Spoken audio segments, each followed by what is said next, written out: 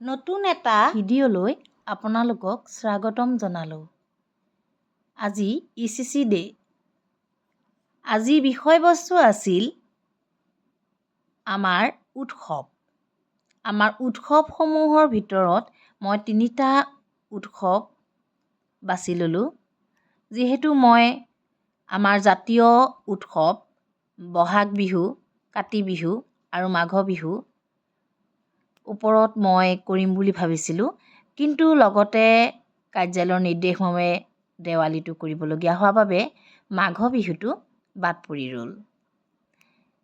গতিকে চাওকচোন বাৰু শিশুসকলৰ কেনেধৰণৰ উৎসৱৰ প্ৰতি ধাৰণা দিয়া হৈছে। যিহেতু এতিয়া ঠাণ্ডা আহিছে, গৰমৰ পৰা ঠাণ্ডা সোমাইছে, গতিকে শিশুসকলৰ প্ৰায়ভাগেই পানীলগা জ্বৰ হৈছে।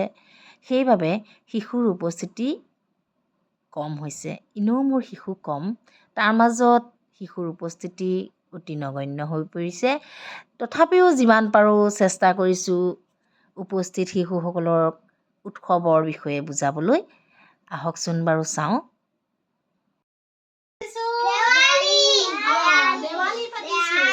দেৱালীত আমি কি কৰোঁ? চাকি জ্বলাওঁ, বম ফুটাওঁ। আৰু ফুলজাৰি জ্বলাওঁ, হয় নাই? চাকি আমি গোটেই পোহৰৰ উৎসৱ, হয় নহয়? দেৱালী কি? পোহৰৰ উৎসৱ। দেৱালী পোহৰৰ উৎসৱ বুলি কেলে কয়? পোহৰ কৰি পেলাওঁ নাই আমি চাৰিওফালে।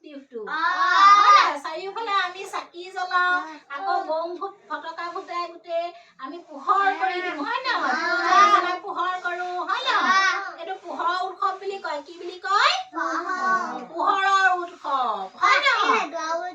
এয়া আমি কি আঁকিছো বাৰু? আমি ৰংগুলি আঁকিছো।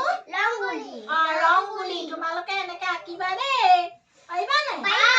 শিকিছা নাই? মৰিমা আঁকিবা নাই ঘৰত? আঁকিবা। দেৱালীত এনেকে ৰংগুলি আঁকি চাকি দিব লাগে দৰ্জা মুখত, হয় নহয়? তেতিয়া ভাল, হয় নাই? লক্ষী আহে। ঠিক আছে বাৰু।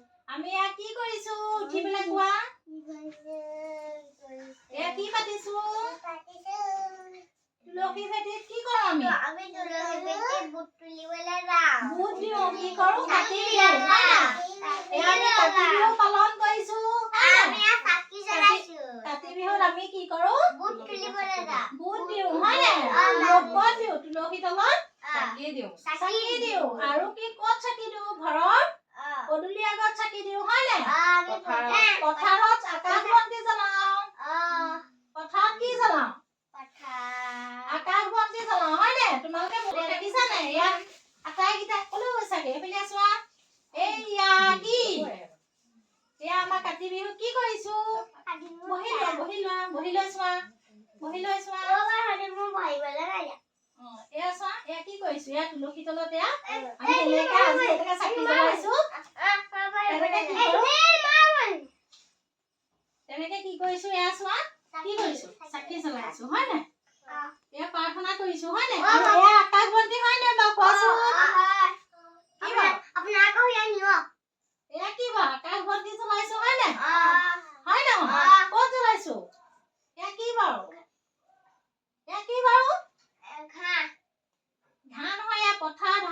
এয়া ধাননি পথাৰ হয় নাই এয়া ধাননি পথাৰ দেখিছা নাই কি জ্বলাইছো এয়া চাকি জ্বলাইছো হয় নাই দেখিছা নাই দেখিছা নাই এয়া চাকি জ্বলাইছো হয় নাই এয়া আমি সদায় কেলে জ্বলাও চাকি কেলে জ্বলাও আমি কেলে জ্বলাও কোৱাচোন ধানবোৰ ভাল হ'বলৈ হয় নাই আমি পথাৰলৈ যাওঁ দিনত আৰু ৰাতি আমি